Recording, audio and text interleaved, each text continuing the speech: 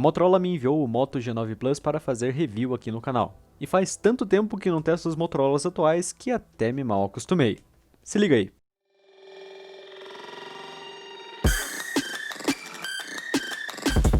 O G9 Plus, assim como concorrentes, foi lançado num ano complicado. O design não bate com o resto da linha, e itens premiums que encontrávamos nos modelos anteriores foram cortados por aqui. Com um corpo de polímero, clássico plástico, incluindo as laterais como se fosse uma tampa, o feeling inicial não é de um aparelho barato. Inclusive demorei para me atentar que a traseira era plástica, afinal não senti aquela sensação oca ao segurá-lo. O aparelho é grande e pesado por motivos óbvios. A pegada é confortável, porém ao utilizar com uma mão só é um tanto quanto desajeitado. Não há nenhum tipo de resistência à água, na caixa do aparelho acompanha uma capinha de TPU transparente. Utilizando a alternativa de furo na tela, o aproveitamento e aparência na parte frontal do aparelho ficou excelente. E também um ponto que dá a impressão de ser um design mais atualizado. O display segue sendo um IPS LCD de 6.8 polegadas na proporção 20:9, rodando na resolução Full HD Plus e com direito à tecnologia HDR10. Seu brilho mínimo é agradável à noite e o máximo é usável na luz do sol. Vejo uma perda de brilho muito alta ao inclinar o aparelho, isso somado aos reflexos que fazem a tela ser um pouco fraca na luz do sol. A qualidade está nos padrões desse tipo de display, os contrastes são precisos, porém com pretos acinzentados devido à tecnologia da tela. Cores são equilibradas até mesmo no modo saturado. No modo geral, nada a reclamar para a categoria que ele está, porém a Motorola podia dar um passo além e colocar um display AMOLED em modelos futuros, assim como foi no One Zoom. Em áudio nada de novo por aqui, e bem, como eu pulei o G8 Plus, fiquei devidamente decepcionado com o som externo do G9 Plus. A qualidade não é ruim, é apenas ok. Porém a Motorola retirou a melhoria Dolby e a funcionalidade estéreo do alto-falante superior. Tanto o microfone quanto os alto-falantes são facilmente abafados quando você apoia, tipo, na cama, no corpo, enfim, sabe? Quando você deixa o celular apoiado em alguma coisa, bem fácil. Em fones de ouvido, o padrão que a Motorola utiliza nos seus aparelhos recentes, se tratando de um intra-auricular com boa ergonomia e um áudio mais puxado para um flat e um acabamento bem simples nos fios. Sua entrada P2 fica em cima do aparelho, ponto que eu não acho muito conveniente no dia a dia, mas tá lá. E aproveitando que estamos falando de áudio, vou dar um adendo sobre o Bluetooth. É comum eu utilizar o celular para escutar música no Bluetooth do meu carro. Bom, sempre que dou a partida, o sinal do Bluetooth é cortado e volta em 5 segundos. Meu Note 9 faz isso e se conecta automaticamente, mas no caso do G9 Plus, ele desconecta e esquece de conectar novamente. Muitas vezes ele até conecta, porém continua saindo som pelos alto-falantes do celular. Enfim, detalhezinho de software. Embarcado com o Snapdragon 730G, temos um processador bruto e econômico dentro da categoria. No dia a dia de uso comum, o aparelho não apresentou nenhum engasgo ou aumento de temperatura, demonstrando-se um processador bem eficiente. O desempenho em jogos deixarei para um vídeo à parte, assim vocês tiram suas próprias conclusões junto com a gameplay. Mas numa bateria de jogos pesados, bem dinâmico que está aparecendo aí na tela, o aparelho conseguiu rodar todos no Ultra com boa consistência de FPS, sem grandes dificuldades. O ponto que me deixou aquela sensação de passou raspando foi a memória RAM.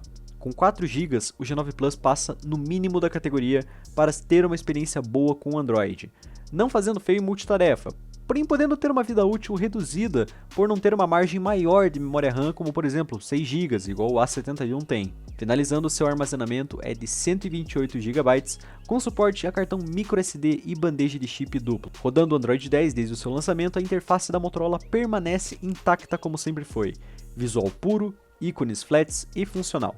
Felizmente, recursos novos foram adicionados, além da mototela e motoações.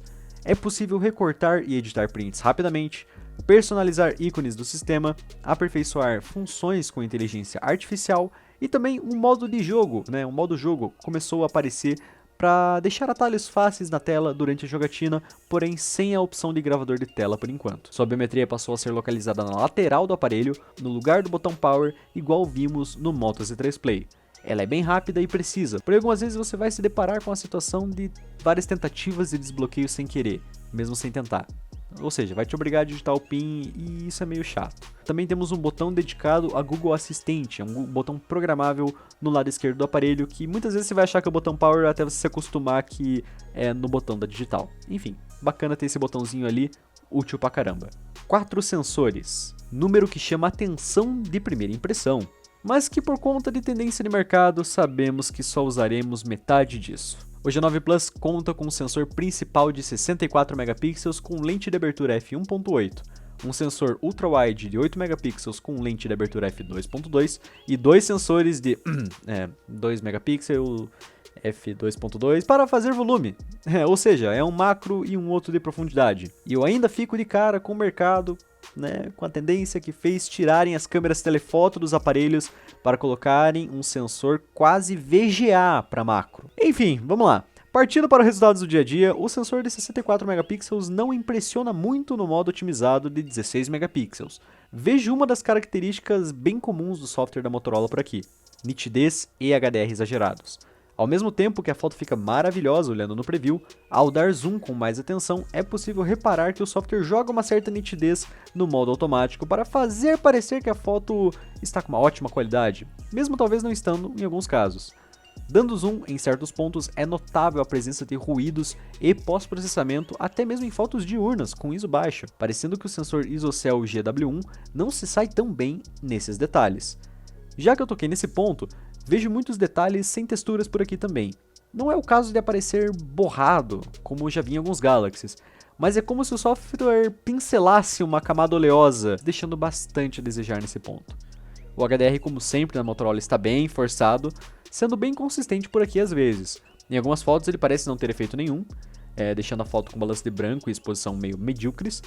Em alguns casos ele melhora bem, deixando fotos bem bonitas visualmente, praticamente pronto para você postar nas redes sociais, e às vezes ele resolve colocar uma foto no teu HDR, deixando a foto parecendo aquelas edições mal feitas no Snapseed. As cores são bem saturadas, realça aos olhos de primeira impressão, mas cansa quando é necessário uma fidelidade maior. Achei estranha essa inconsistência no pós-processamento e creio que talvez o sensor não esteja conversando muito bem com o software, fazendo os resultados variarem bastante em modo automático devido àquela mesclagem de pixels que o sensor faz.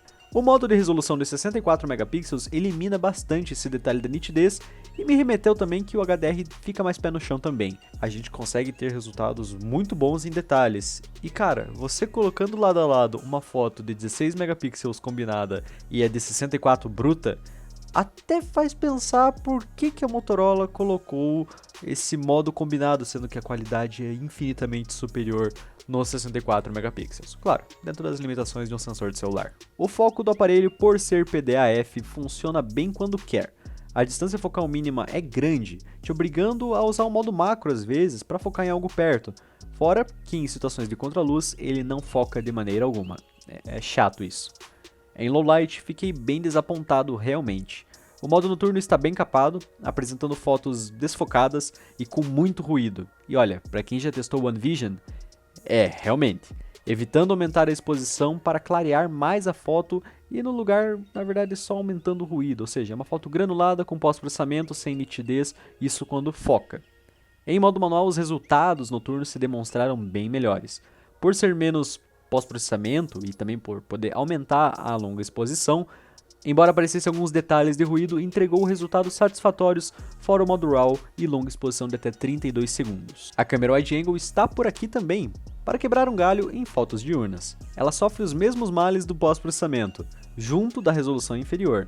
Ainda acho que passou da hora desses intermediários premium começarem a entregar umas câmeras secundárias superiores. Pode até sacrificar os outros dois sensores inúteis, eu não ligo, contanto que a qualidade final aumente. Falando de sensor inútil, a câmera macro, função que é totalmente de nicho na fotografia até mesmo casual. Temos um incrível sensor de 2 megapixels, tipo o tamanho de uma câmera frontal de um celular de 2013. Então não imagine que dar zoom digital vai ser possível, aqui é você pedir para ver pixel. A função é legal e tal, mas com essa resolução somada de um foco totalmente impreciso e lerdo, era melhor não ter. Eu sou meio hater com isso, tá galera? Se você é fã da lente macro, talvez você goste, os resultados estão na tela, mas sério, eu não vejo necessidade. Eu já vi celular com lente normal, wide comum, fazer macro melhor que essas wide, com essas lentes macro aqui do G9 Plus. Enfim, em resumo, uma câmera boa com software a ser melhorado.